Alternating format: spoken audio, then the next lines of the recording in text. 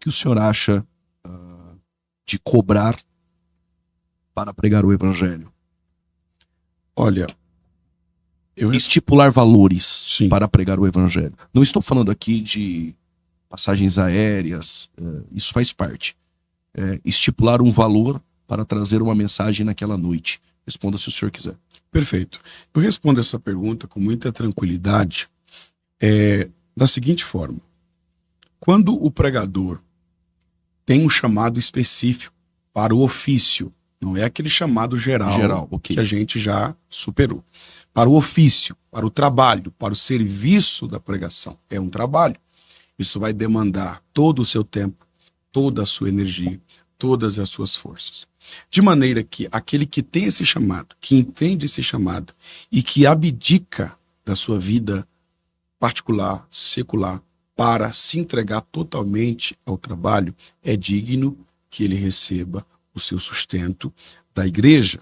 Paulo disse aos Coríntios que era a igreja mais rica, mas era a que menos ofertava no ministério de Paulo, em contradição com a de Filipenses, a dos Filipenses, de Filipos, que era a mais pobre, mas era a que mais abençoava Paulo financeiramente. Olha o que Paulo diz à igreja de Coríntios.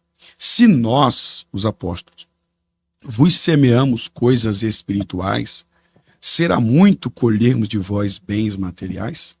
A Bíblia também diz em Gálatas 6,6, aquele que está sendo instruído na palavra, faça-se participante em todas as coisas com aquele que o instruiu. Ou seja, tem até versão que diz, reparta os seus bens com aquele que o instruiu. Ou seja, é a oferta. Paulo disse a Timóteo, primeira carta, capítulo 5, verso 17. Devem ser considerados merecedores de redobrados honorários os presbíteros que presidem bem, principalmente os que se afadigam na palavra. Há inclusive versões que diz os que trabalham na palavra.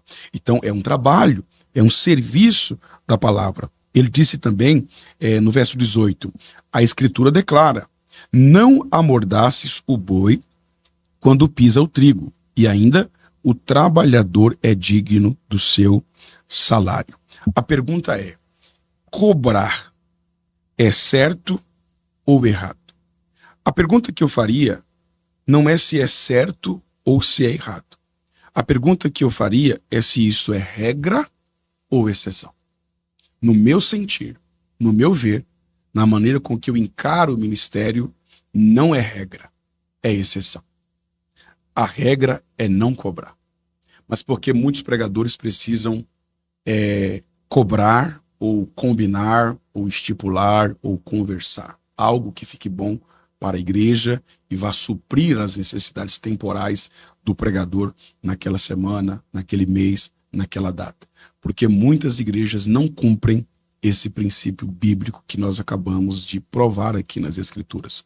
Então, quando a igreja conhece as suas responsabilidades, respeita o mandamento e os princípios bíblicos no tocante ao sustento daquele que trabalha na área da palavra, essa pessoa, ela automaticamente é a culpada por aqueles que cobram.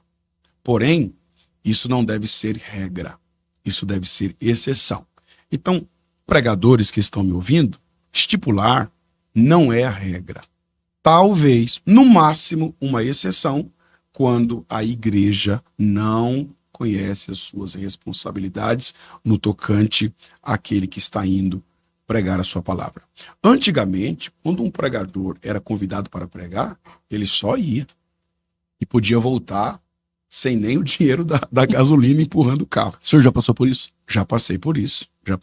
Inclusive, eu tenho na minha memória o dia que eu mais preguei na minha vida.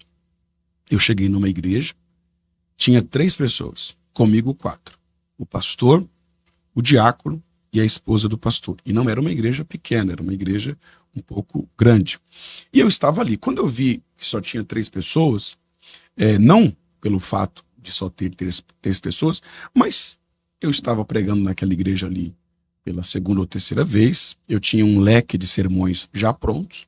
Eu pensei, vou pregar algo aqui que eu já tenho pronto.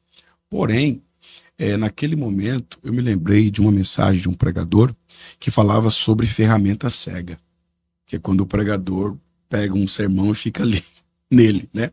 Ainda que eu acredito que eu não me enquadrava nesse ponto, mas eu pensei, não, minha ferramenta não está cega, não. Vou pregar algo aqui que Deus vai me dar.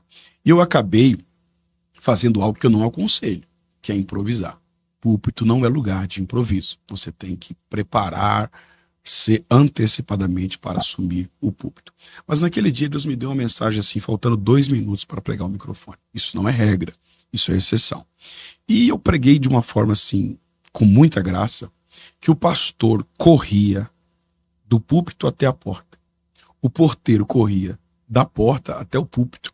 E a esposa do pastor só sabia chorar. Tamanha foi a glória de Deus. Eu acho que a glória que Deus reservou para 300 pessoas, Deus distribuiu só para aquelas 3 que estavam ali.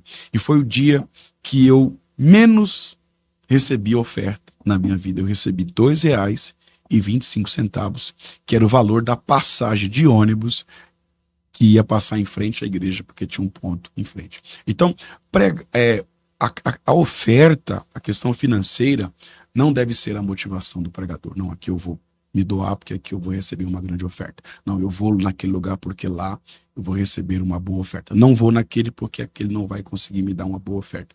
Essa não deve ser a motivação.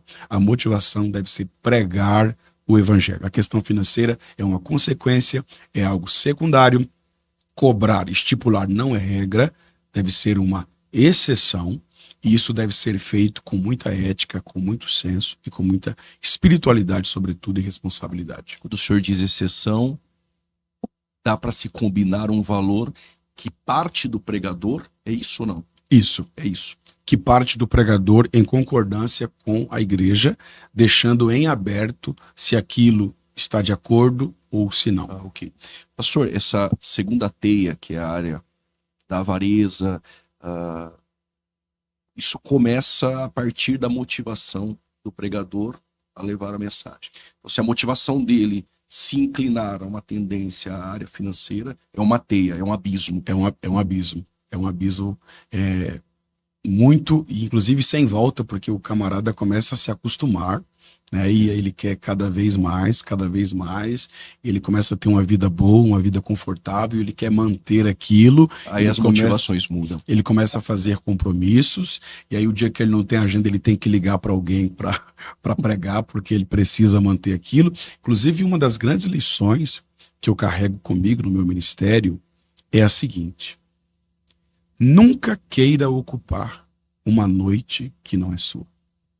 Nunca queira ocupar uma noite que não é sua.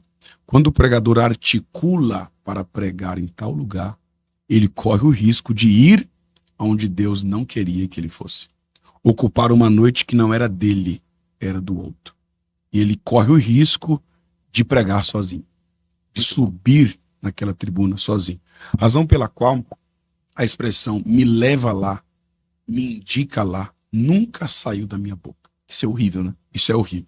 Porque se eu articular para pregar em tal lugar, foi eu que fiz. Não foi Deus. Não foi Deus que me levou. Ele não tem compromisso com aquela então, noite. Então Deus não tem compromisso comigo naquela noite. Ele pode até me usar, mas ele não tem compromisso. Agora, todas as vezes que eu chego em um evento, seja grande, médio ou pequeno ou gigante, a minha oração é sempre essa: Senhor, eu não pedi para estar aqui. Se eu estou aqui, é porque foi o Senhor que me trouxe aqui. Glória a Deus. E se foi o Senhor que me trouxe aqui, o Senhor vai me usar. Então eu pego o microfone, assumo a tribuna tranquilo, abro a Bíblia, prego a palavra, sabendo que Deus vai se responsabilizar.